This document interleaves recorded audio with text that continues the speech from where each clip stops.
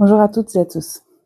Bon alors, avant de fermer les valises pour une vraie pause estivale, j'avais envie de vous partager quelques coulisses.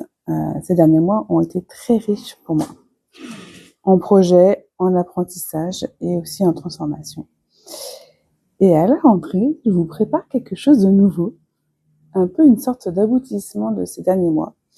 Quelque chose vraiment plus profond, aligné et même vivant, mais surtout quelque chose qui devrait vous apporter quelques prises de conscience pour que vous aussi, vous en appreniez et que vous soyez dans votre propre transformation. En tout cas, c'est tout ce que je vous souhaite.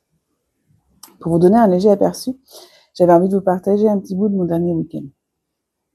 Je suis allée voir un concert. Je ne connaissais pas le concert, découverte.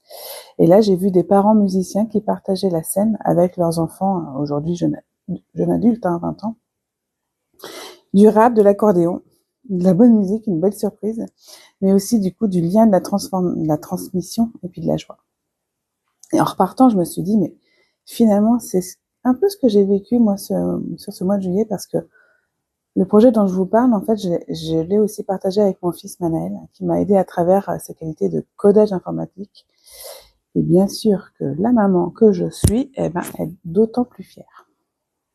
Je vous en dis pas plus pour l'instant, mais tout est prêt à éclore. Et pour ce projet, j'ai aussi passé quelques étapes en sous-marin. Pour ça, j'étais pas trop présente ici. Le passage en société au 1er avril, et non, ce n'était pas une blague. Une certification de formation en organisation avec l'énéagramme pour mieux accompagner les dynamiques de groupe. Un coaching sur la prise de parole en public, ce qui me permet de faire de la vidéo pour vous. Et une formation avec la Burnout Academy pour renforcer ma posture entre soins, prévention et transformation. Et enfin, le choix d'assumer mon approche intégrative avec du mental, du corporel et du soin énergétique.